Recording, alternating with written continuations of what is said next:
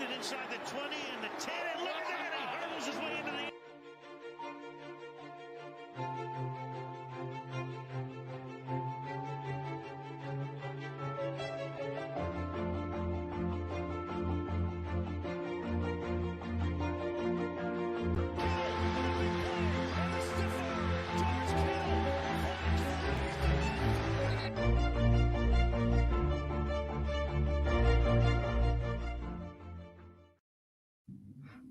Hello, and welcome to episode 9 of Shanalytics. I'm your host, Ben Meyerson. Today, I'm joined by All49ers writer Rob Schuh.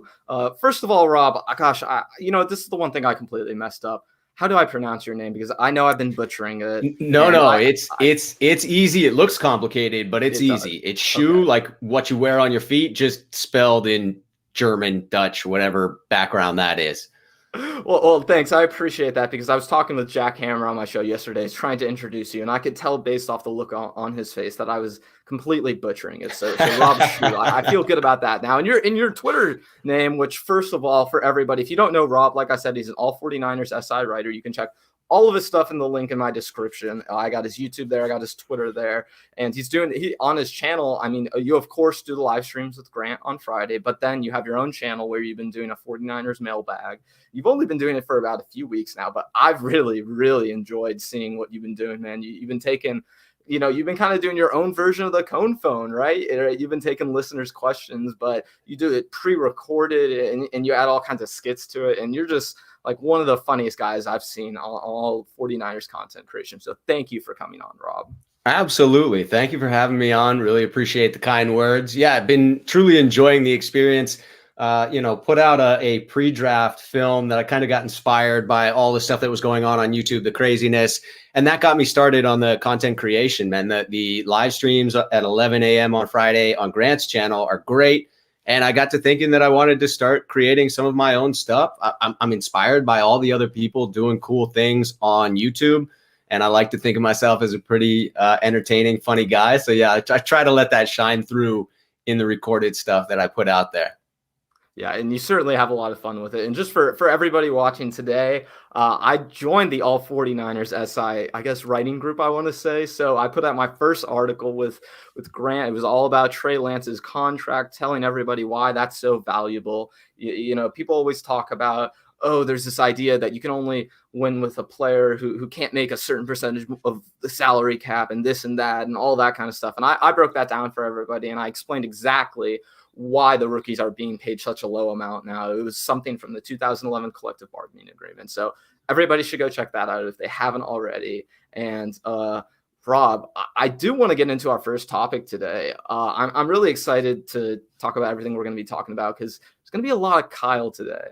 And the first thing I want to ask you about Kyle Shanahan is in a podcast interview, I believe, with Tim Kawasaki, or if am I getting that right, Rob? Tim Kawakami. Tim Kawakami.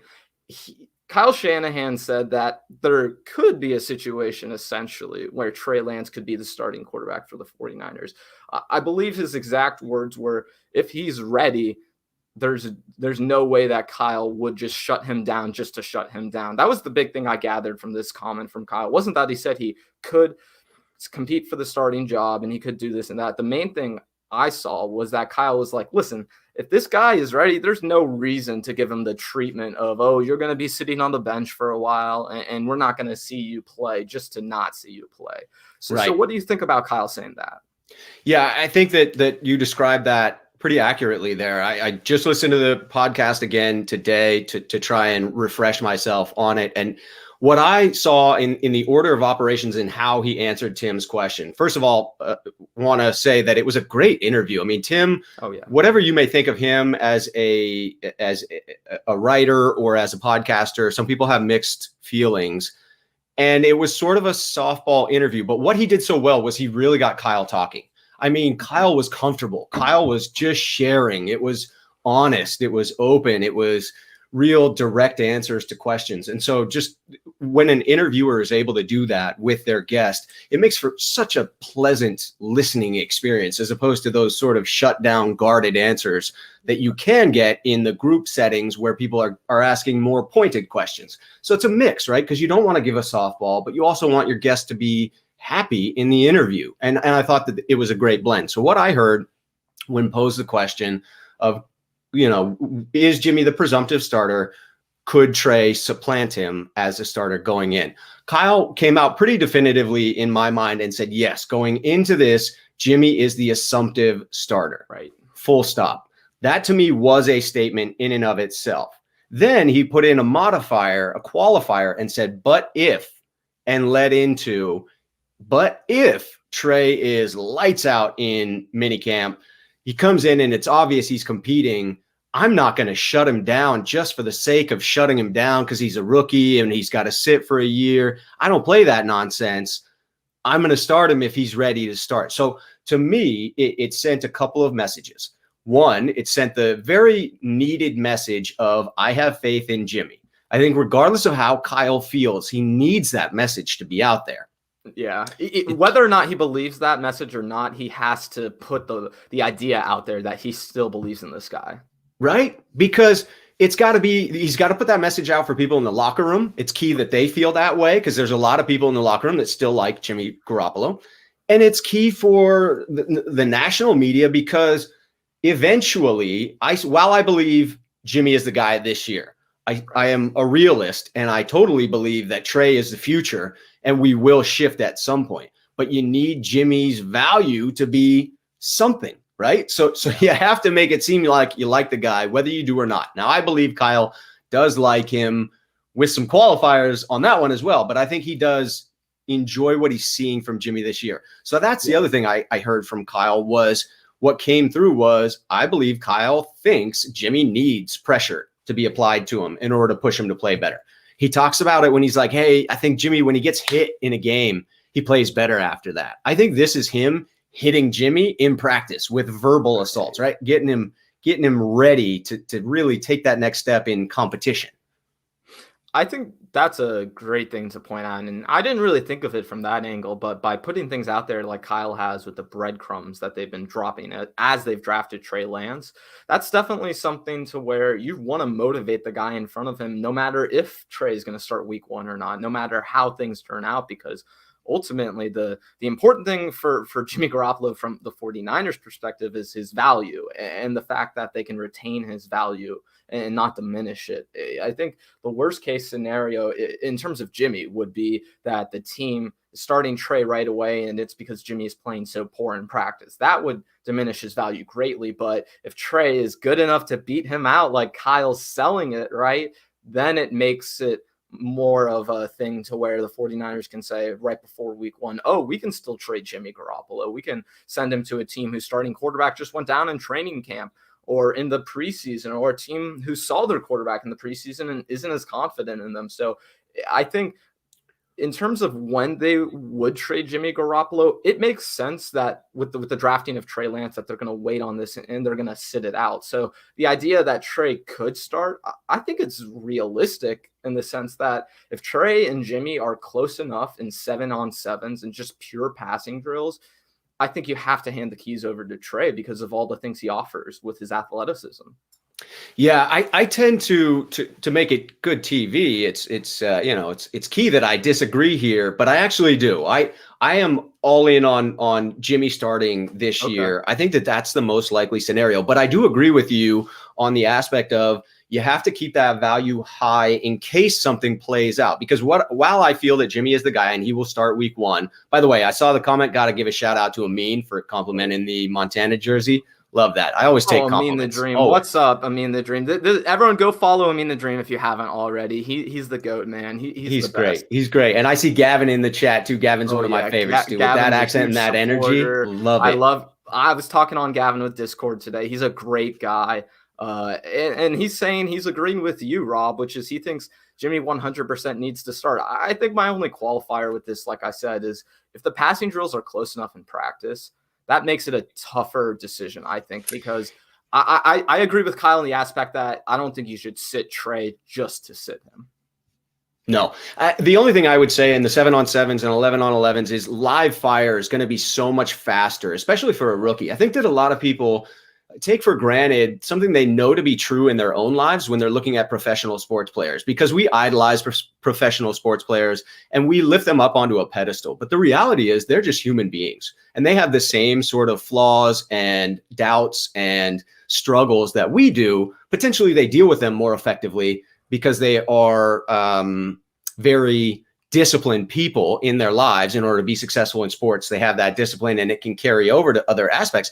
But if you think of a new school, a new job, when you first get there, even if it's something you're comfortable doing, just that new environment makes it a little bit weird, and it takes a while to get used to it. And jumping from the division that Trey played in to the speed of the NFL, I stay on the constant that he'll get into some games and balls will be moving fast. And some of the things that he's got down in practice just don't quite come out the same way at game speed. And so I think that because of that, and that's acknowledged, I think Kyle's an old school guy, so I think he has that in the back of his mind. He's not ruling out Trey could play, but I think Trey would have to outperform Jimmy in practices and games, preseason games, in order to win that. But I also feel that if at any point they get an offer for a first-round pick for Jimmy, they might be willing to move on, regardless of what's happening. I think if they get a second-round offer for Jimmy, I would say, hey, hands are clean. I mean, I think during the draft they'd have taken a second, but other than that, absolutely. And I think the other thing too with this, and you kind of mentioned it, but it made me think of my, reflect on myself when you were talking about, moving up from a level to a level. I remember I went from high school to, I'm a student at Florida State now, right? So nice. I remember, thank you. When I made that jump, both my parents went to this school. I had all kinds of friends who went here, but still the culture shock and adjusting to that new life is such a different thing, even with all the things that I already had in my mind that I was so excited for, let alone going into a new profession, like being a professional athlete. It must just be the amount of pressure that Trey's feeling and all the emotions he's been going throughout this whole process. It's got to be a lot, and it's really got to be weighing on him. I mean, I know it certainly would weigh on me. Yeah, absolutely. And, there's a lot of agreement on what are the top 5 stressors in life. And 2 of those are certainly moving and a new job. And Trey's going through 2 of those right now, right? A pretty significant move from North Dakota to the Bay, and a new job where he is the face of $1 billion franchise. Mm-hmm.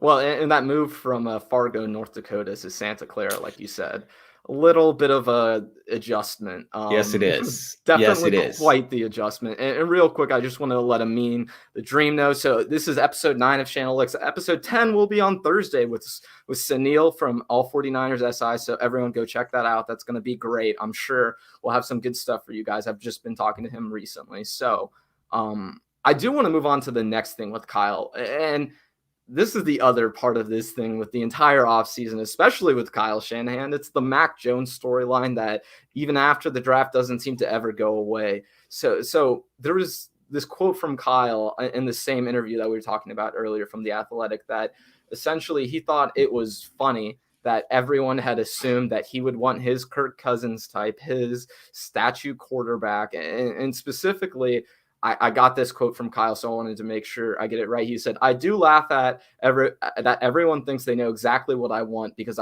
they thought we had the chance to get Kirk Cousins, the #1 free agent quarterback." Of course, he has to mention it like that. Right. And then he said, quote unquote, "And since we did, people just assumed that that's how I would draw it up, which if you draw it up, obviously you're going to give the guy everything." And what he's referring to there is essentially that people had this idea and this notion that they had figured everything out with Kyle Shanahan, that they knew his type of quarterback. They knew his brand of football, right? Right. I think the people didn't, for me, I don't think they misunderstood Kyle's type of football. I think they were just confused about the process. And I think the process muddied up everything because in reality, when you look at Trey Lance and the decision they ultimately made, Trey Lance is built for a run-first offense. I mean, one of the biggest reasons people were knocking him was because he didn't throw the ball that much. That sounds a lot like a 49ers quarterback I already know. So to me, when I looked at all these things with Trey and the difference between him and Mac, when you consider everything, I don't understand why it wasn't more obvious to even me why Trey Lance should have been the guy. So I do think, going back to the Mac Jones thing and Kyle's comments specifically, I don't think Kyle was trying to deceive everybody. What I think went down was people started throwing rumors out there. They started saying things. Maybe they heard it from Mike Shanahan, right? But I don't think Kyle is someone to confirm or deny rumors. And the way I think things went down is he kind of just stepped away and was like, hey, I got a job to do, and these people got a job to do, and they're certainly doing their job. Yeah. I agree. So with the Trey Lance pick, to me, I think people were ignoring where this system Rob came is from. Underrated. Sorry. I just got to make sure I get this in here. Rob is underrated. I'll take it. Ooh, I listen. Hey, no, this is a mean comment. You are not Ed York. No, this Gavin's thrown that out because of the video I put out today. That's a direct reference to the character I throw in there. It's comedy. Gavin was very complimentary, so I take that as a compliment, as I think it was intended. So yeah, it's the Trey Lance. I think people just weren't looking far enough back, right? With the prototypical quarterback in the Shanahan system is Shanahan's father's system, and that's John Elway or Steve Young. Or Joe Montana, right? I mean, Joe Montana was wildly athletic, and people forget. I forget that, and I saw him play live. Well, I mean, like Bill Walsh would say over and over, what Joe would do with his feet, it was beautiful. I mean, he would describe it as poetry in motion. There's these great NFL film stuff you can see where Bill Walsh is constantly talking about Joe's feet. And I love when he was talking about that specifically. But you're right, the athletic quarterback does fit the Shanahan offense. This notion that they can't exist without a guy who's a Tom Brady-like statue is – I don't get it, quite frankly. Yeah. And Kyle likes to see his guys do what he wants them to do on film, proving they can do it. And while Trey had some of the least amount of tape of anyone out there, he had close to, if not the most, dropbacks that were play action, where he turned his back to the defense and then turned back around and made the reads. And that's a staple to the Shanahan offense. So to me, once I got into the film, I don't claim to be someone who is like Jack Hammer, an expert on breaking down film, but I have a good eye for talent. I've done it my whole life in watching the NFL to the umpteenth level as a fan. And when I put on the tape of all the quarterbacks we were looking at, Trey jumped out to me. And about 3 or 4 weeks before the draft, I zeroed in on that being the guy I wanted and the guy I thought fit best what we were looking for, because I went back to the prototypical Shanahan quarterback from years past. Well, and the main thing that I think is going to be different with Jimmy and with Trey Lance and the offense specifically is the bootleg. This is something that has been completely taken away from Kyle's offense because you did acquire Jimmy Garoppolo, whose strength isn't the bootleg, right? Maybe pre-ACL Jimmy would have been able to do those sort of things, but even within that, it's not like that was something he was known for. No. And specifically, if you just look at Matt Ryan versus Jimmy Garoppolo, they're two different offenses. It's almost a little watered down from what he was doing in Atlanta. Now, there's some better run concepts, but the passing concepts, Kyle didn't build on them because he couldn't with the quarterback he had. You know, you can only do what you have, what you can only do with what your personnel gives you and allows you to execute. Yeah, that's fair. And I would say that that's more of a compliment to Matt Ryan than it is a detractor to Jimmy for me. Again, because I am in Jimmy's corner, and I think that he is in that. If I had to rank him just off the top of my head, I would put him as somewhere around the 14th or 15th best quarterback in the league. And I think that would be a fair evaluation that would stand up under scrutiny, although you'd have to say when healthy. But going back to the Mac Jones, just to get that thought in on what Kyle said, because I did clue in on him talking about, hey, you know, part of me when going, this is in regards to his draft presser, the one where he sort of came out a little off hinged. You mean the one where he said he didn't know who was going to survive? Yeah, that one when we were all potentially going to be dead by the weekend. That was quite the conference. But man, it looked like someone killed his puppy. I'm sorry. I just had to say that. He looked sad. I mean, really sad. He was in a mood that day. And I thought for sure, I keyed right in on the fact that he was seething with anger because of the slander he felt was going his way and Mac Jones's way because of the perception that he might pick Mac. And I think in his mind, this is just speculation, but I think that in his mind, he was thinking to himself, How dare they question me? If I did want to pick Mac, why wouldn't they trust me to do that? If I said Mac's the guy, I'm your head coach, I'm the offensive genius you all say I am, let me have my guy. If that's who I want, trust me. And I think that he got irritated with the fan outrage at something that hadn't happened yet, may not happen, but was directed at these two people. So I think he was defending Mac because I do think he liked him. Whether he was going to pick him or not would be a different discussion. I think he liked him. And I think he was outraged that people wouldn't support his decision if it were contrary to what they believed. Yeah, I think, and that's kind of where I fall on this issue too. I think, quite frankly, 10, 15, 20 years from now, there will be some books written by local media reporters about all the stuff that went down in this offseason and with the draft process. So we might not find out really what actually went down until way further into the future.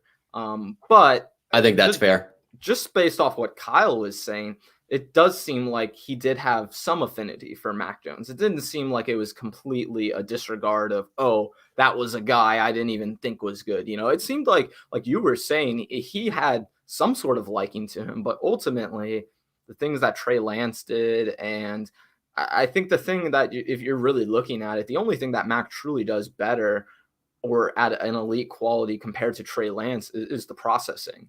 And I think even when you break that down further, you would say with all of Trey Lance's abilities, with his athleticism, with the calls he was making under center at college, with what he was being asked to do, with his aggressiveness and his ball placement, he can do so many other things that we could never teach to Mac Jones, but we can help him with these sort of issues, like the deep down the field accuracy, outside the numbers sort of stuff, processing, right? These are things he could work on and get better at, but you couldn't teach Mac Jones to do the thing Trey Lance did in the run game at North Dakota State. That's what had to set the two apart for me, at least. Spot on. And that's really how Kyle described it. And you could hear him when he talked about Mac. You could hear that he did like him. As he described him, you could hear it in his voice that it was genuine praise. It wasn't just fluff. It wasn't just, oh, yeah, he was okay. No, he really thinks that Mac is a player. So I think there's some truth to the internal debate over it. But to your point, Trey is Mac plus plus, right? It is hopefully all the things that you want him to be able to do within the pocket, which for sure is Kyle's top priority. If you can't do what I need you to do within the pocket, I don't care what you can do on off script plays. I need you to be able to execute my system. Now, if you can execute my system and you can do off script, great. And I think that's what he saw in Trey. And I think the thing for Trey Lance, too, is he's not going to be asked to do what Mac Jones would be asked to do. I think the people had this preconceived notion that the 49ers would go more towards passing once they made this move, right? It was all about the passing game. But to me, when they drafted Trey Lance, when they made the other two draft picks that they made after him, too, it's all about the run game. So I think in the Trey Lance offense, they're going to run way more than they would in the Mac Jones or even the Jimmy Garoppolo offense. So I think with Trey, that's going to set him up for success because he won't be at such a risk that a Mac Jones would be, having to sit back there, having to be in the pocket constantly, making all these decisions all the time. It just makes it easy for Trey. Yeah, I think that Shanahan's core belief is that the run sets up the pass. Exactly. And so what you saw was an investment in some key pieces that will allow for a very dominant run game. And I think that if you see any additional shots down the field, the reason you're seeing that is because of the foundation that they're building within the run game. So I think that if you see that early season success in the run game, then you'll see these deep shots, but they're only happening as a result of this. This is the core. This is the foundation, that run game, that dominant O-line, those amazing blocks out in space, all these O-linemen with quick feet that can get out there and just level a linebacker. And I love seeing that shit. That's just amazing to me. It's the best. And what I think is cool is that Kyle can look back at 2020 and 2019 and learn that, I mean, this is obvious and football fans know it, but you really see it on the field that it's much easier to run the ball and play from ahead and keep opponents at bay rather than trying to catch up with them constantly. And with Trey Lance, like you beautifully put it out there, it's going to be, I think life will just be easier for Trey Lance in this offense than it would be for many quarterbacks that would have to be. I mean, the Matt Staffords of the world to me, the Mac Jones, like I mentioned, but those typical pocket passers who are going to be throwing the ball 30 to 40 to 50 to 60 even times a game. Yeah, especially in our division going Absolutely. against Aaron Donald, Chandler Jones. There are some phenomenal pass rushers that we have to face multiple times a year. So you're just not going to get 3 or 4 seconds in the pocket if you're playing those teams, right? The Rams have every chance to be the number 1 defense in the league again this year. They lost some pieces. I doubt they will be, but they have the core there to keep it together. They'll certainly be a top 10 defense.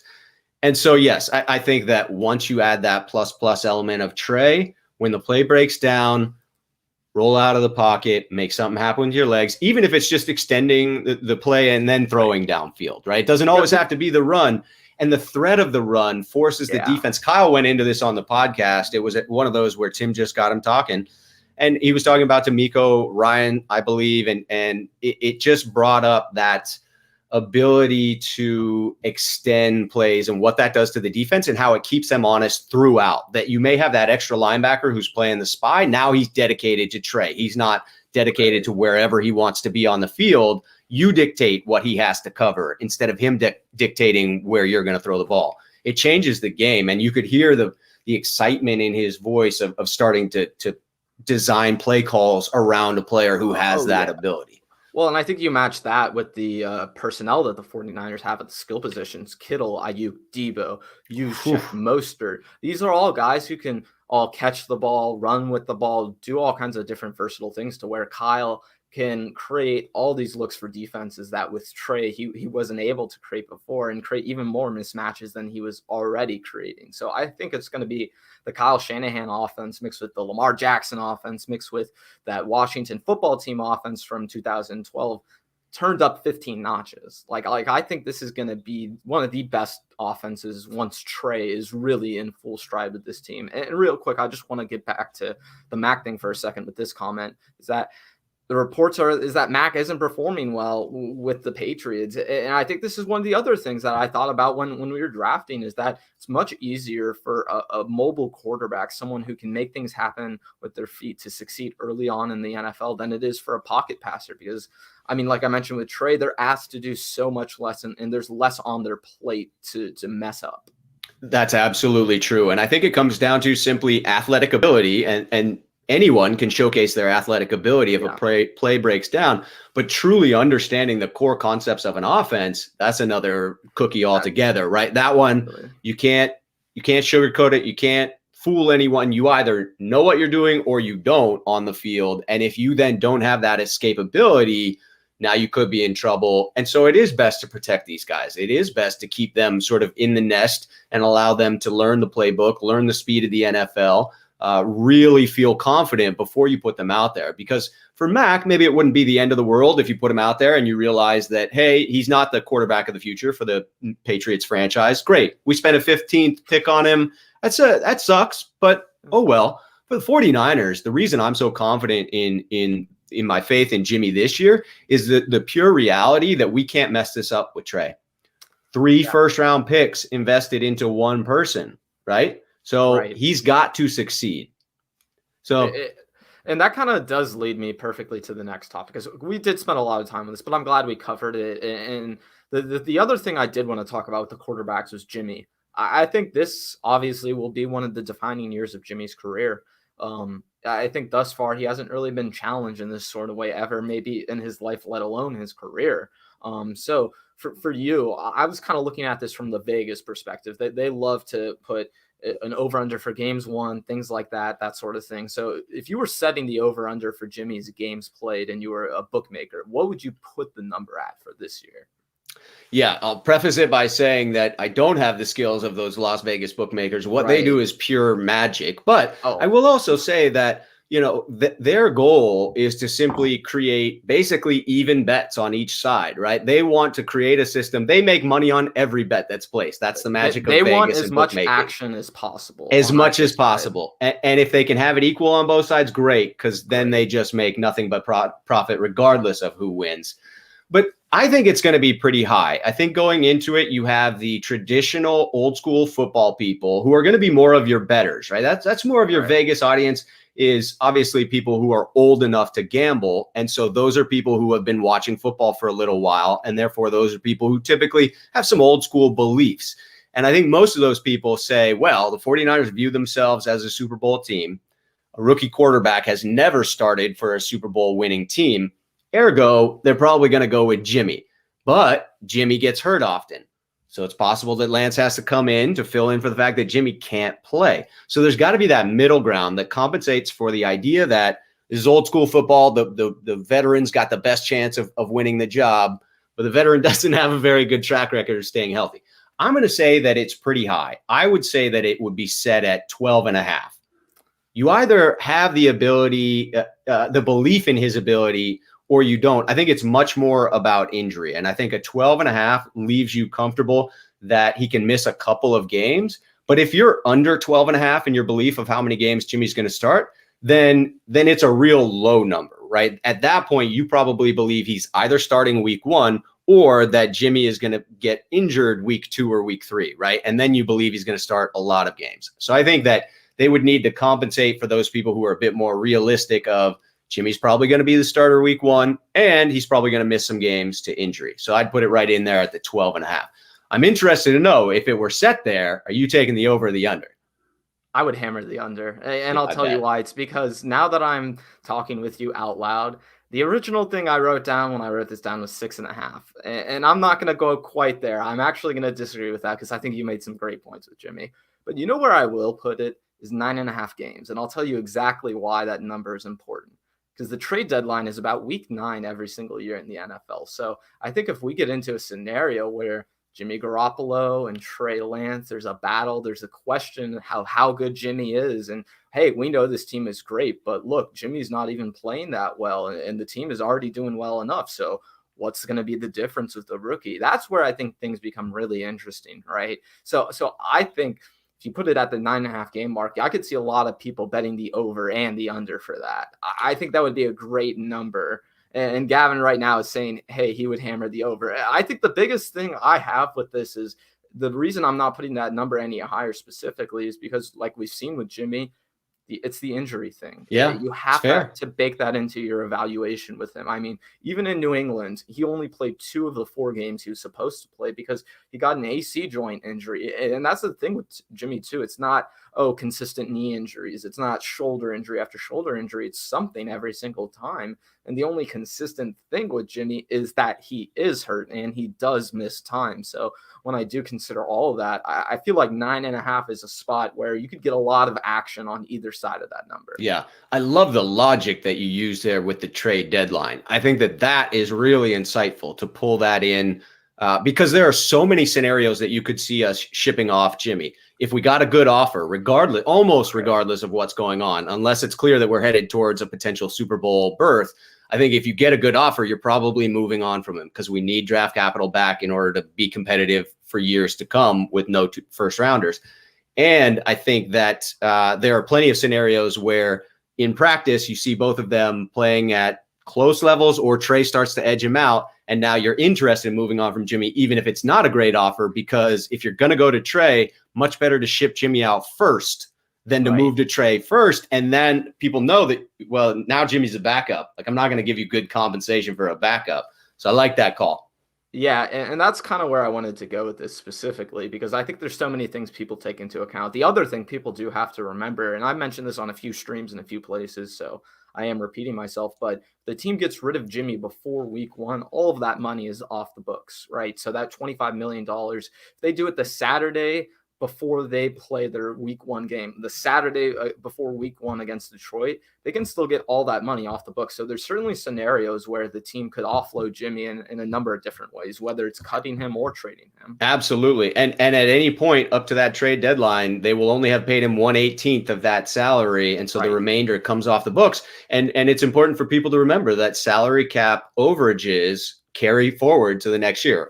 When you're under the cap, that overage carries over. So if we did save the $25 million, we might not use it on any players this year. Might add a veteran corner or another edge rusher, but probably wouldn't add any big ticket items. But next year, now we've got that money, and that's big time because that's $25 million plus $27 million that comes off the books from his salary next year. So I do think that there are a lot of scenarios where you could move on from Jimmy, especially if he underperforms at all throughout the season.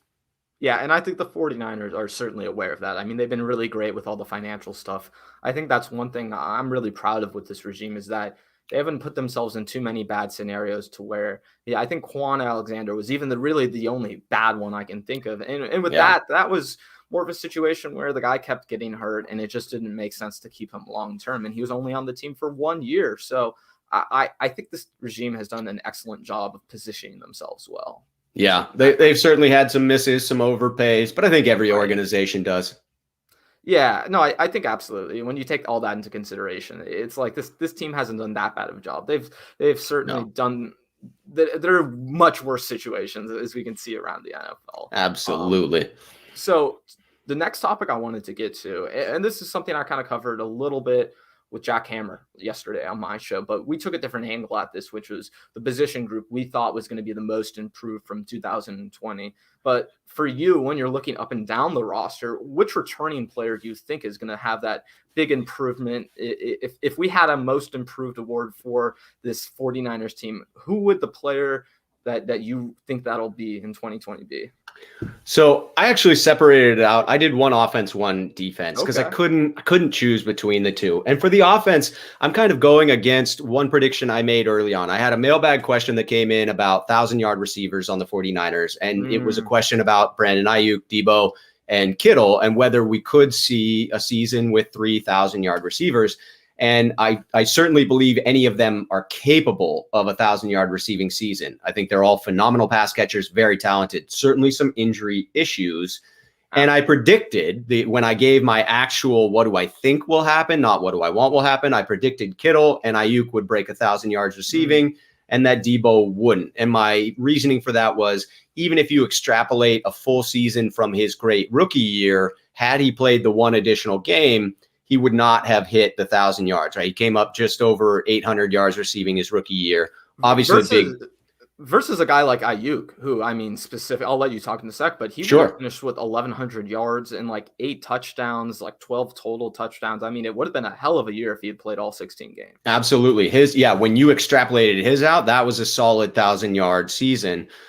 And different guys altogether. But then I went on to say that, well, Debo's often injured, and therefore I'm going to say that Kittle and Ayuk do, and Debo doesn't. Since that time, I have sort of come to this realization that I'm not going to do that to myself. While I think it's important to realize all of these statements are qualified with the if healthy, I believe in Debo's potential. I showed this on Grant's, but it's something that I've had on there for a while. That's the Debo riding down the street on his bike. Great little thing.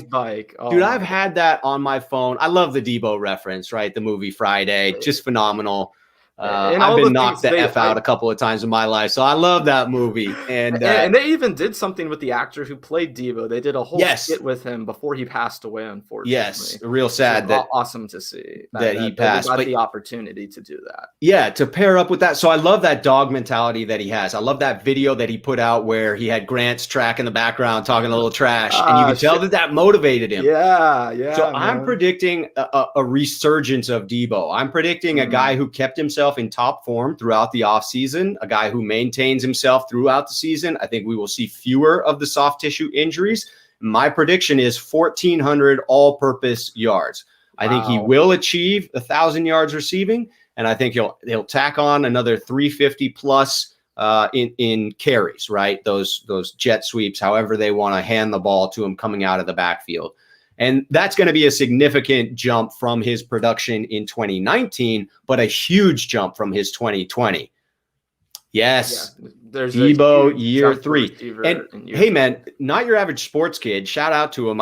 I'm almost 99% certain he did this on Grant's, but he heard me say that and then was like, well, Debo's always injured. Went back to his college stats, called out the idea that it mirrors his NFL start pretty closely. That his first year, he missed 1 or 2 games. His second year, he missed a bunch of games. His third year, he was healthy and he dominated. So I'm hoping that history repeats itself there. He certainly seems to be keeping his body in top shape. That's the thing I wanted to mention. Debo seems to be keeping his body in his better health. As it seems like since he's been in the NFL, right? I think we all had this idea that maybe he could always lose 5 or 10 pounds, and all the reports seem to be this season that he looks as good as he's ever looked. So I think that's got to be really exciting. And you know what? Before I let you mention your guy for defense, because I will, I do want to mention my guy because he is an offensive guy, and this isn't going to be trolling. This isn't going to be jokes of any kind. This is very, very serious. It's going to be Mike McGlinchey, and I'll tell you why. I think specifically when you look up and down this roster, the moves they made this offseason, adding Alex Mack, adding Aaron Banks to that side of the offensive line, it's only going to make life easier and easier for a guy like Mike McGlinchey. And I think the other thing that's going to help him out more than anything is once they do make this transition from the Jimmy offense to the Trey offense at some point, we're going to see him excel even more because he doesn't have to be in pass protection as much as he's been forced to be with the Jimmy offense. So when he's going to be running the ball, when he's going to be asked to do the things that he does so well, I think he's only going to shine because of it. And then like Grant even mentioned earlier on his show with his dad today earlier, that all these guys were dealing with all kinds of stuff last season. And McGlinchey in specific said that all he could do was go and sit in his hotel room and watch film and do this and that, when he seems to be like a guy who leans on other people within his building and within his circle and on the team to help him out and create that sort of team mentality where they all bring each other up. So I think with this year, with all the messaging we've seen from him, with the way this team has attacked offensive line, attacked the running game, it's going to make life so much easier for Mike McGlinchey, and because of that, he's going to look so much better. I love that pick, and he was my 1B if Debo was my 1A. I'm spot on with that. All right. Well, hey, do you want to mention your defensive guy? Yeah, so I think that the biggest leap is going to be Javon Kinlaw on defense. First of all, Jack Hammer, because I asked him a question similar to this yesterday. He gave pretty much the exact same answer. He thinks Javon Kinlaw is the guy who's going to make that major jump in production this year. I think that is absolutely going to be the case. You have a rookie that came in. Again, go back to your own personal experience of what it's like in a new building, and now take COVID and add that to the situation. You didn't get any sort of a regular off season. Life was stressful as hell last year. Yes. I mean, I know personally, I had days where I felt like I was going to lose it. I think pretty much everyone did, right? It was stressful. Dude, I was smack dab in the middle of my sophomore year of college. Oof. And literally the world quite literally ends. So everyone has to adjust. And for a professional athlete who makes so much out of entertainment and being the star, that mentality, just having all of that taken away from you, and then the normal off season taken away from you, the normal preparation taken away from you. I mean, there's this constant joke among people who are all in this college age group with me that, we're going to be the doctors who are searching WebMD as we have our patients sitting there with us, right? Because the experiences we're having is nothing like the experience anyone's ever had in college. So for these guys who are adjusting to the NFL, I can't even imagine that life adjustment, let alone that professional adjustment. No, I mean, yes, it is very difficult to fathom without having gone through it. And to me, that dog mentality comes through for him. He is the guy that the squirrel pick. I love it. I don't understand anyone who wants to jump on that and make fun of it. Like, to me, that's a great personality. That's exactly who you want in a dude that's in the trenches. And don't knock it till you try it, right? It probably tastes like chicken. So yes, I love Kinlaw. He's a physical beast. Typically physical players of that type have an easier time adjusting because physical always translates, right? Speed, it depends. Physicality on the football field almost always translates to success, and he seems to have it.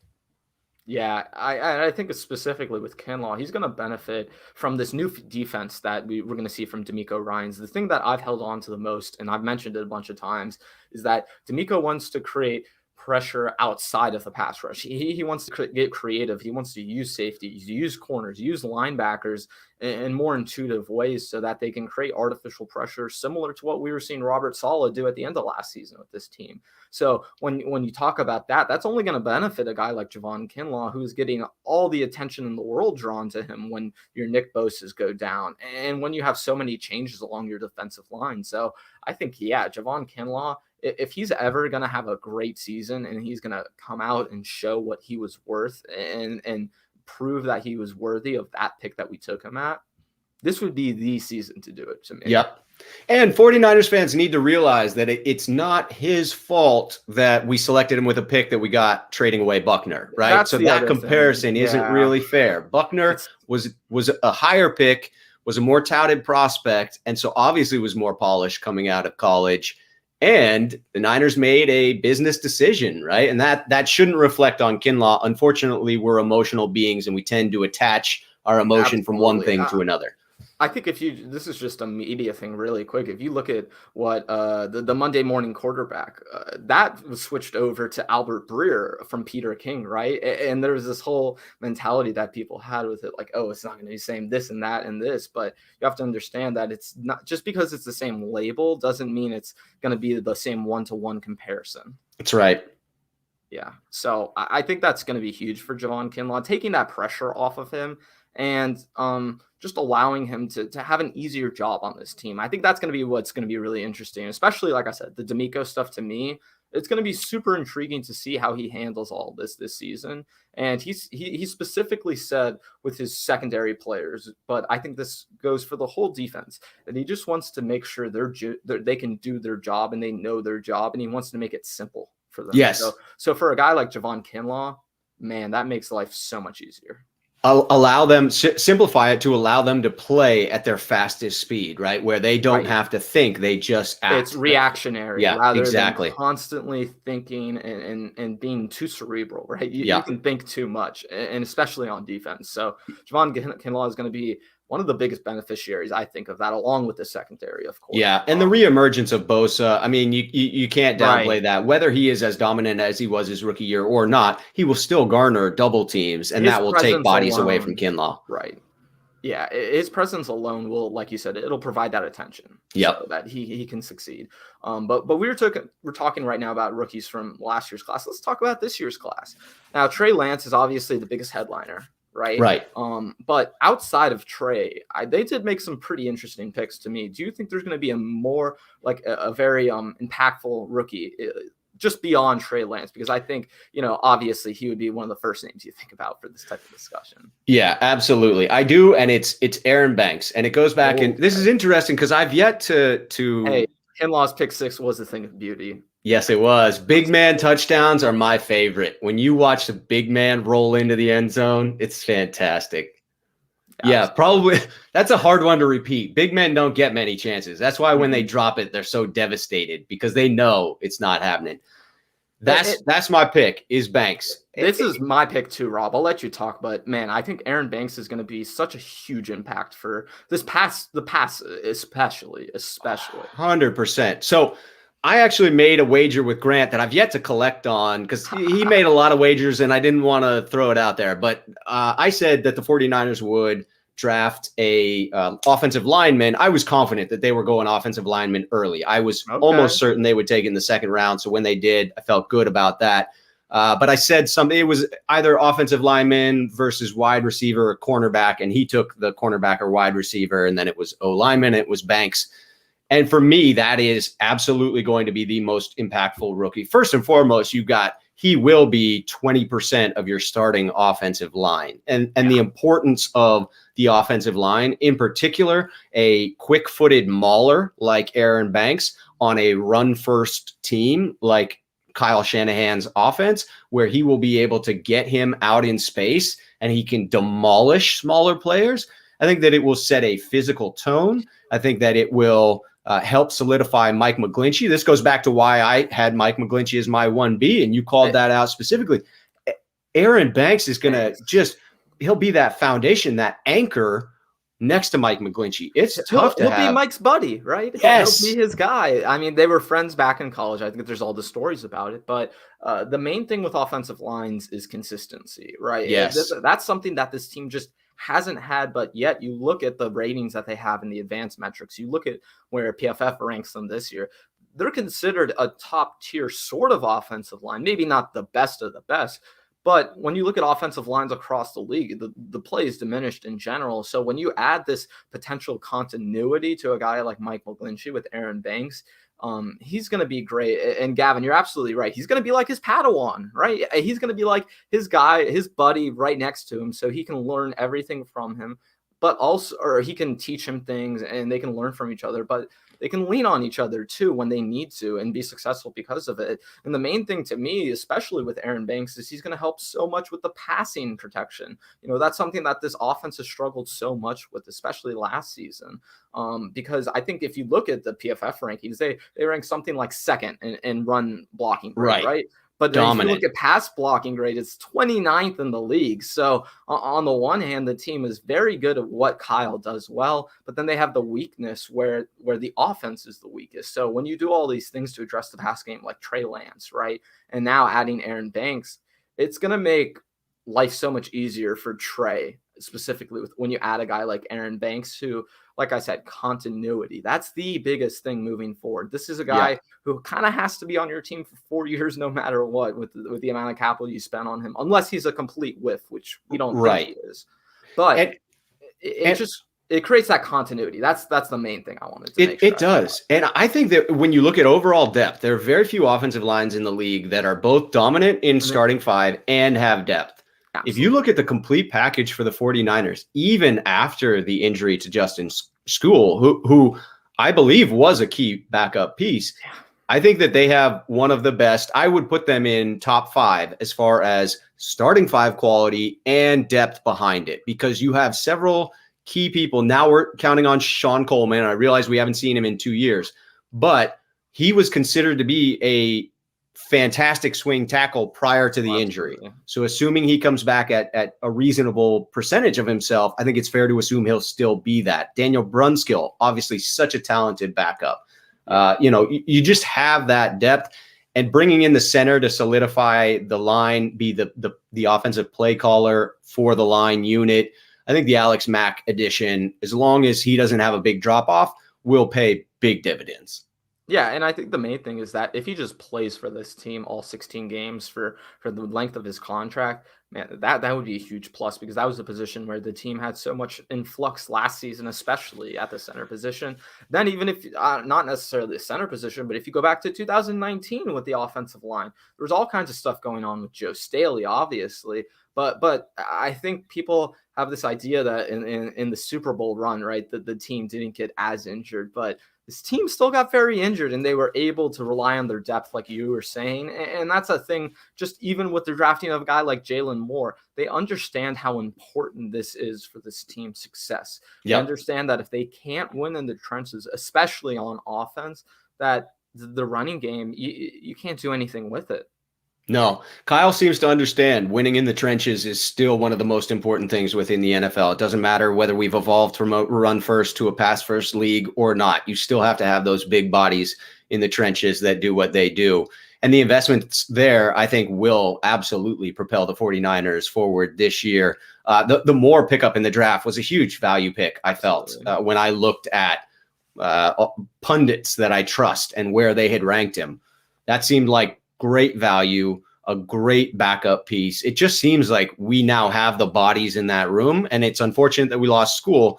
Right. But I feel like if we don't lose any others, we still have a very deep room.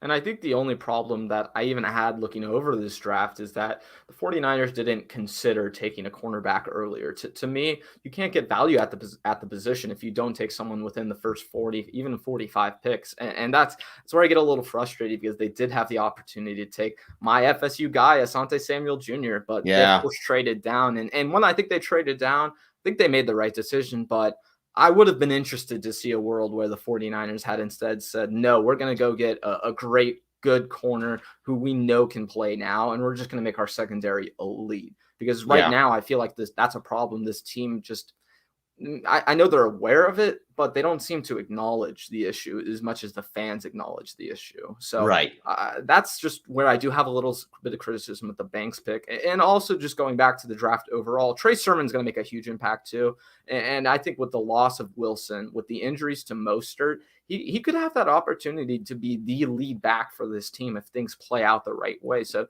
he could definitely be super impactful, but I think with offensive line, they don't get the stats, they don't get the flash that everyone else does. They only really get coverage if they're doing something really poorly, which is unfortunate, right? So I think people, Trey Sermon, I think he'll be a great fantasy guy. I think people will be excited. He'll have some jerseys sell, but Aaron Banks is going to add a factor to this offensive line that they desperately need, I think. Yeah.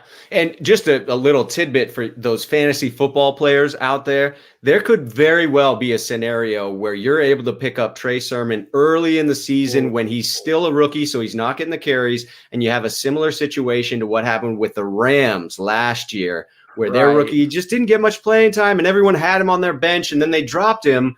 All of a sudden, toward the end of the season, he caught on to the playbook and the physical talent leapt off the page. As soon as he understood the scheme as much as he needed to, McVay plugged him in more and more and more. I could easily see that happening with Sermon this year. Toward the end of the year, a severe uptick in carries for him.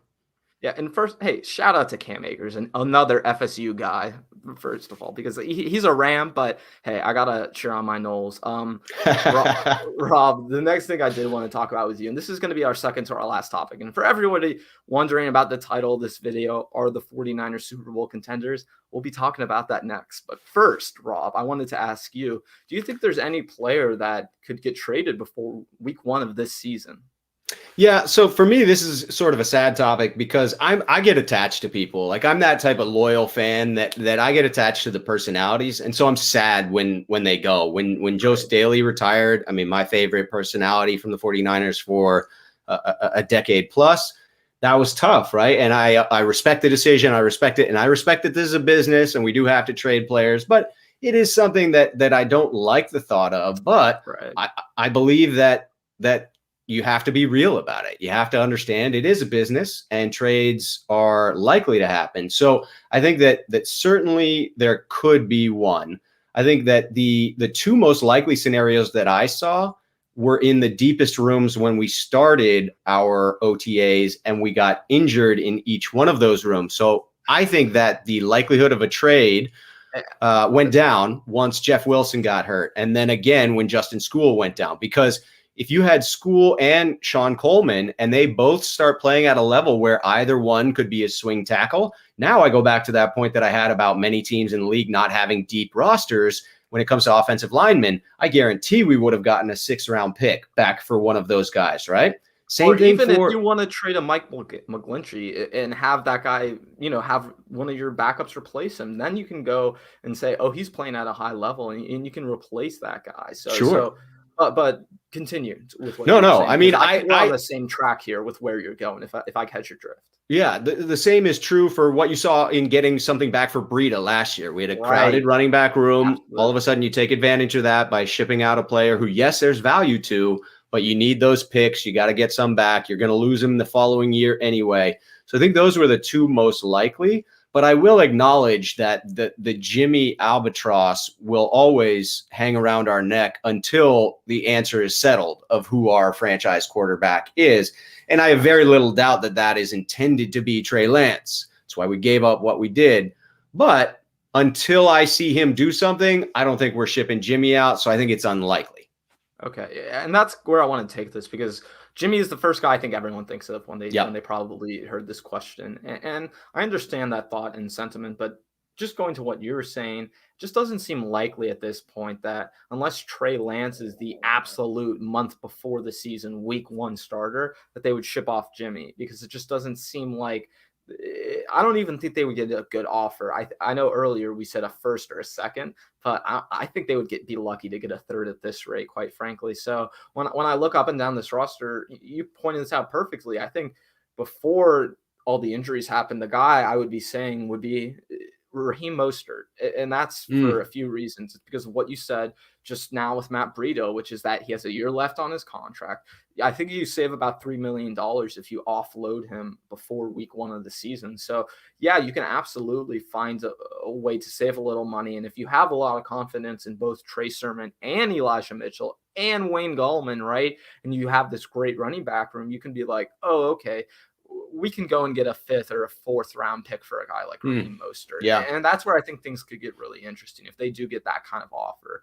But at the same time, with all the injuries that we've seen, it makes it so tough to actually execute that. So I think if anything, and I said before week 1 of the season for this question, this could be something that could pop up week 6, week 7, week 8 of the season, right? To where they have a lot of confidence in what they've seen from Trey Sermon, and Jeff Wilson Jr. is back, and they're comfortable with their running room, but they get that kind of offer that we saw with Matt Breida, that same sort of thing, to where it's like, man, we're only getting this guy for 8 more games. I mean, a 4th round pick, that is really worth it considering all the 49ers had to give up. I mean, they're going to have to find some way to recoup any draft capital at some point. So that could certainly be a way of going about it. Yeah, I'd be so sad if we moved on from Raheem Mostert. He is definitely one of my favorites. But, I get the concept. I saw a comment that came in, who wants to take on that contract? And I think it's a fair question of, does anyone else see the same value in Mostert that we do? Within our offense, he's a home run hitter. Within our offense, he may not play as many snaps as you'd like to see him play, but the value to each one of those snaps is enormous. And so I think that Kyle has a tendency to overpay for some guys that have that increased value on a smaller set of plays. Juice is a perfect example where he's totally willing to overpay for the percentage of plays that Juice actually is in there. But when he's in there, the value he creates, the opportunities he creates is so immense that I think Kyle sees it as the appropriate value, even though most of us would say, well, you're overpaying for a fullback that you don't use in 50% of your snaps. So, yeah, no, and I think that's I think when we think about all these things, we have to keep value in perspective, and that's right. And how other teams value players versus how your own team values players. So I think given the right situation, I could definitely see the Raheem Mostert trade. And with Juice too, I think the other thing I want to mention, and I forgot about this for a second, but I was just reminded of it, is that with Trey Lance, he's going to be a guy who's super important to the offense, given that they're going to be running the ball even more, right? So I think we were talking about his usage right now. This is a guy who I think is going to get even more usage with Trey Lance and that type of offense. That's the kind of thing to where, we saw concepts from Trey Lance in college where he's under center. He's got a fullback. He's got a running back behind him. So I could definitely see it, this sort of thing, to where, yeah, the team plays Juice a lot more out of necessity because he fits this offense better. And when you consider they gave him a 5-year contract and how everything went down, I was a little critical at first, but given how things played out, they're going to be buying into the run game so much. And that's the thing that I love about this offseason, is that this team has a clear identity to where they're going to be going with the Trey Lance offense, and everything makes sense to that. Like it's not like all over the place to where, they got a offensive lineman that doesn't quite fit what they do. They got a running back who doesn't quite fit what they do. No, in fact, they got guys who perfectly fit what they want to do. Right. And the added benefit of a lot of these guys seeming to be physically healthier coming into the league, and therefore potentially also addressing this whole injury snafu that we have going on for years and years and years. Yeah. No, it is going to be, it's going to be interesting. I'm going to love this season. I know it's going to be more fun than any season, but absolutely. Talking about 2021, let's get to the question that all these people have to be wondering, which is, Rob Schuh, are the 49ers Super Bowl contenders in 2021? Take a sip from my lucky mug here. Oh, yeah. I'll also dramatic pause. Yes, absolutely. Absolutely. We are a contender for the Super Bowl in 2021. This is a very talented roster, if healthy. And I get that we have to say that. And I get that as 49ers fans, we're sick of hearing that. I understand it because it pains me when these injuries happen. Man, I literally, when I went out and made that video of me sitting next to the river, that's because I needed a little break. I needed to step away. I needed something that felt good because all the emotions of losing players to injuries came rushing back to me. But the reality is, from a statistical standpoint, it's just unlikely what we have managed to do for 8 years, and it's unlikely to continue. And we have addressed certain aspects of it. We have begun to adjust our draft process and who we're targeting, what type of players we're bringing in. We have adjusted the free agents that we brought in. Many of the players that were with the organization that had injury histories have put together a couple of injury-free seasons. So I am trying to remain optimistic here, but I still have to put it out there that yes, we are a Super Bowl contender, but that certainly relies upon the fact that we are healthy at key positions. Yeah, Rob, I hate to do this because you're my guy, and I think you know that. I really do love you, but man, they are not Super Bowl contenders in 2021. And the main reason to me, it's kind of something you hit on, which is the injury thing. Yeah. While we've been able to, like you said, it seems almost mathematically impossible that this team would be as bad as they were. This team has had a history of being that bad every single year constantly. So I can't rely on this team to be healthy. In fact, I think it would be optimistic to say only 10 to 15% of the players would get hurt. So when I take all that into consideration, and then especially, and I've already mentioned this before, I mentioned it earlier in the show, you look at the cornerback room, I don't have a reliance on that room to where even if Jason Verrett is 100% healthy the entire season, you're telling me all those guys are going to play 16 games or 17 games this season?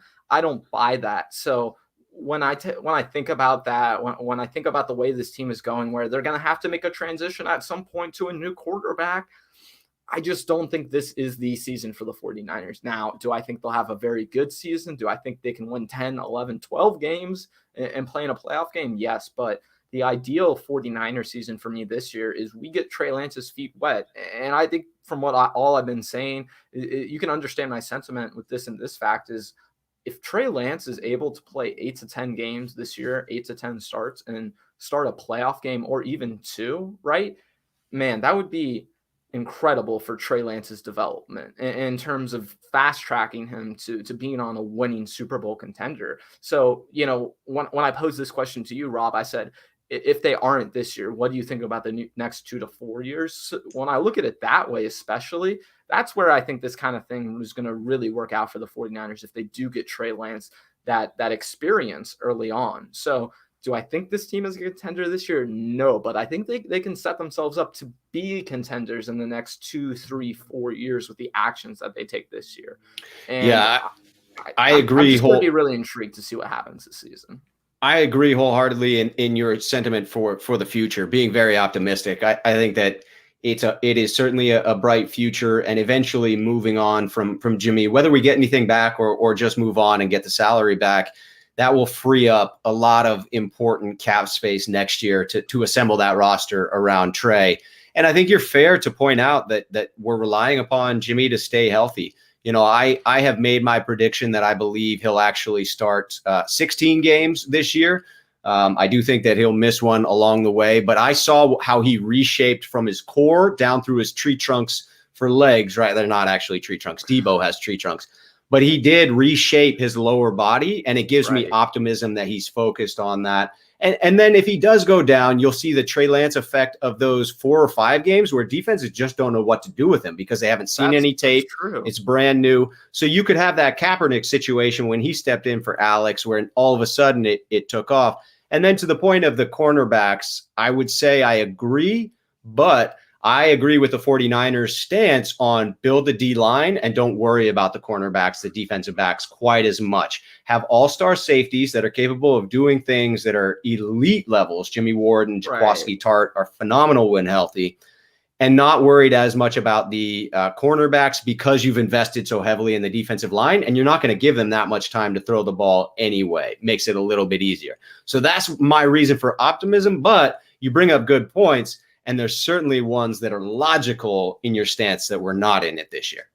Right. And I think the only thing where I even go with disagreement from what you just said is that I value corner a lot more than the 49ers do, quite frankly. Yeah. I think with the way the NFL is going, with the way passing is going, with the way the rules are going in the game, with the way that teams want to play the game, corner play is as important as it's ever been in the NFL. And you look at teams addressing it even more in the first round specifically. You just look at even the last 5 years, how teams have increased their value so much for that position. And so I don't like this team's old school mentality of we can create all these other things, which will make life really easy for corners because guess what? All the elite players now are playing wide receiver, are playing running back, and are going to be able to use and abuse those corners we're talking about. So that's just where I get really worried with that kind of mentality because I absolutely understand it and I get the logic from it. But at the same time, I want a more modern defense. I think you look at teams like the Ravens, the Dolphins, the Patriots. Those are three prime examples of defenses who rely so much on their corner play specifically to be successful. So I think you can be successful with elite corner play.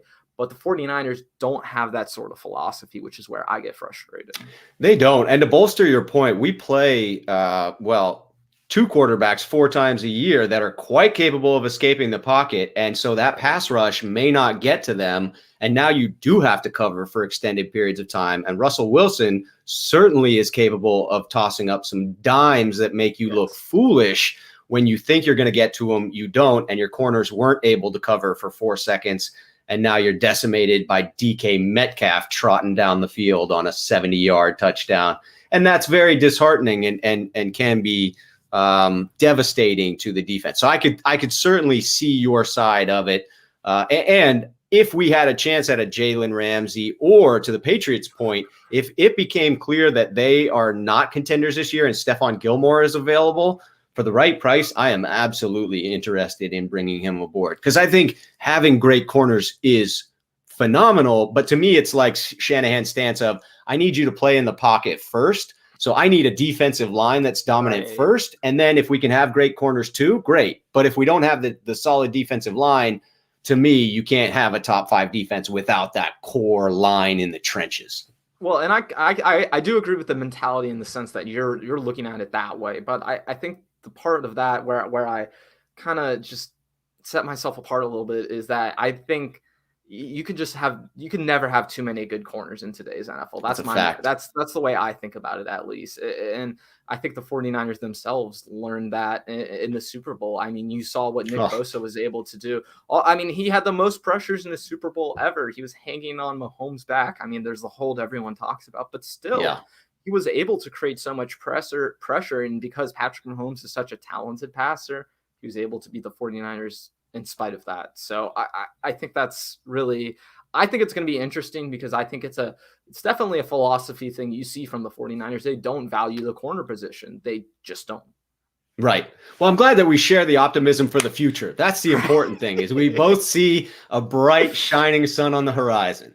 Absolutely. And real quick, there's another question I saw. So Jay the Great says, Kittle said he loves that Trey Lance takes risks on his throws. How do you guys feel about that remark?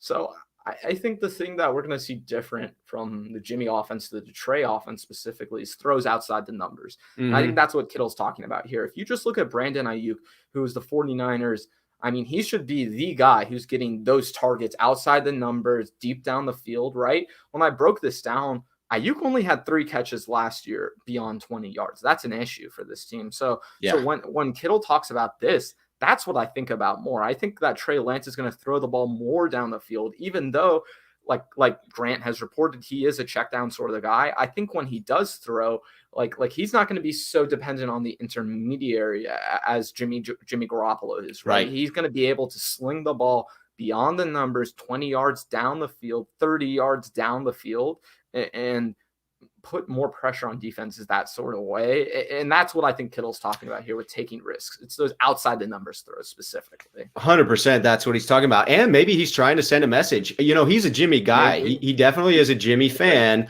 but he may want Jimmy to go back to a little more of 2017 Jimmy, where he was a little more carefree and a bit more of a gunslinger and took more chances. I actually believe that Jimmy tightened up because Kyle tightened up. I believe that we weren't expected to have the season we were having in 2019. And as it progressed, I compare this to if you're doing a take, like if you're filming yourself and you're doing a long recording and you get 90 seconds into it and you haven't made a single mistake, you start to tighten up. Like as you're reading the script, you're like, oh, am I going to flub a line soon? And then inevitably you do, because you stop focusing on what you need to be doing and started focusing on, well, am I going to mess up? And I think that Kyle tightened up toward the end of the season. He certainly tightened up in the playoffs and in the Super Bowl. And I thought that carried over to the quarterback room and really deflated Jimmy and brought him down. I hope that Jimmy's confidence remains high, because I think he's capable of making the throws, maybe not as consistently as Trey. I'll give him that. I think he's capable of making the throws. He just doesn't take the chances I'd like to see him take. So perhaps Kittle is gently putting it out there. Hey, man, it'd be okay if you took a few of those chances. I think that's absolutely part of this. I mean, he's definitely in Jimmy's corner in that sense. Right. And this could be a sort of motivation thing, like you're talking about, to where he's like, hey, look, there's this guy behind you who does all this stuff, not only really better than you with the athleticism, but as a thrower, he's willing to take those risks that Jimmy just isn't willing to take, especially with the bootleg game, which is something we've completely seen out of this offense, right?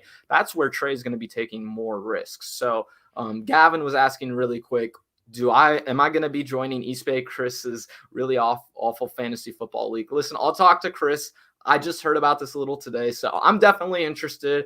I'm definitely considering it, even though I'm in a lot of fantasy football leagues as it is. But this is definitely something I will be taking under review, Gavin. So absolutely, I'll think about it. I'll get back to you guys on that. Rob, is there anything else you want to say before we get out of here, man? Real quick for everybody. All of Rob's stuff is in the description below in my YouTube channel. You can check him out on Twitter and on YouTube. Make sure you go and subscribe to him and check out his content. I think everybody, there's all this content from 49ers people that's sort of kind of like what I do and what Grant does, which is the live streams all the time, right? This constant, oh, I know everything. I can tell you guys all about everything, but you do this great job of adding this entertainment element to the 49ers, which I really appreciate. And I've told you how much I've loved your content, Rob. But again, for everybody, Rob is hilarious. You should go check out all of his content that he's been making. I appreciate that, Ben. And yes, I will continue to put that out. If you go to my YouTube channel, and I think there's 6 or 7 videos there, and so it doesn't look like a whole lot. But to your point, I just started about 3 weeks ago or so. Aside from the one draft video that I put out, so the content will continue to come. I welcome you all to like, subscribe, all that stuff. I'm going to keep doing it because I love it. And the only thing I want to say in closing is touch on what you did at the beginning and just really give you some props and acknowledge what a big deal it is to have that article today. I think that's phenomenal, man. I just want to say that that's cool, that I respect that that's a big deal, that's something you should be proud of, and just give you a shout out for that, man. I love what Grant is doing in giving a platform to people, but let me say that he's just providing the platform. It takes people like you to have the gumption, to have the willpower, the will to actually get out there and do it, put yourself out there, face the ridicule, face the doubt and everything that comes along with it. And to get some success like that is just the reward that you need. Keep going, man. I appreciate what you do, and I appreciate the fact that you've been so complimentary of me as well. Well, thank you, Rob. I do appreciate you saying that, and all the kind words that everyone's been putting out there to me on Twitter and all the messages I've been receiving. I've been really enjoying it, of course. I mean, I love people talking about me, but no, seriously, I do. This is something I do want to work in professionally. This is a field that I do aspire to be a legit pro at. So when I get these sort of opportunities, just through my relationships with someone like Grant, to have even one article on Sports Illustrated, it means the world to me. And I know you certainly understand that, Rob. And I know all the people in Grant's community, they've just done a really great job of embracing this family community to where we all help each other out. And we understand that this isn't all about one of us, or, it's not just about me or you or Grant. It's about all of us coming together as a community. And I think that's the really cool thing we've seen just in these last 3 months from Grant's channel. It's been, Grant yelling at people on the internet, on Twitter, telling them why they're wrong, to this vast growing community where all kinds of different people who never may have even gotten involved with this sort of thing have gotten involved. And me specifically, I do just want to say, I mean, I wasn't even streaming before I saw any of Grant stuff. And I was a reporter reporting on FSU basketball, writing about them all the time, right? And then I see what Grant's doing, and I'm like, why shouldn't I be doing this, right? This is something where I definitely feel comfortable talking to people, and just in my experiences, and this is something I feel like I would enjoy. So I jumped on that opportunity, and it's because someone like Grant. So Grant, man, thank you. And thank you to the people who have been supportive. It's been really cool And today was a really fun day. And just real quick, everybody, if you do want to write Rob a letter, check him out at 49ers Mailbag. You've been doing some excellent stuff over there. I'm sure you'll have more good stuff for the people in the future. When's your next mailbag going to be coming out, if you don't mind me asking? There's a very good chance that I will get to film one tomorrow at a special location. It's going to be a shout out to Gavin, man, because I dug his question again. Okay. But I do have I have a big anniversary coming up for my wife and I. We're headed out of town for a vacation. So it's kind of time dependent, but let me just say, if I get it done, it will be an epic location. It will be an epic meaning to me, at least. And I think people will enjoy it. Okay. And hey, again, I just want to mention this. I think what Grant's doing, he's just inspiring all these people to get to the platform that they want to get to. I know for me, in high school and in my early years in college, really, this is something I always said I wanted, but I don't think people realize this is something you can do if you want to do it, because we have all the technology in the world available to us now to where we can just do whatever we want and control the content that we're creating, more than just, having a producer, having an editor tell you this and that and how to do things. So you get to create your own platform. And I think that's what's been really cool about this experience, Rob. Amen. All the little fish in the world are starting to realize if they come together, they're just as powerful as the big fish. Absolutely. And just with the way journalism is going, like Grant's mentioned a lot recently, this is something to where we're all getting in on the ground floor. And we're going to be the pioneers of this sort of thing. So it's going to be really interesting to see how this all is going to unfold 5, 10, 15 years from now. I know I'll be really interested. Jason, thank you. I appreciate the support from everybody. That's where we're going to end for today. Rob, thank you so much for coming on. We're going to have to do this again sometime. This was so much fun. You're my guy. I know I've told you this, but really, everyone go check out his content. He makes excellent content. Rob, have a great Tuesday. To everyone out there, I'll be back with Shanalytics Thursday night, I believe at 8:15. I'll be updating that on Twitter, so make sure you go check that out if you need to. And that's where we'll end today. Have a great night, everybody. Thanks.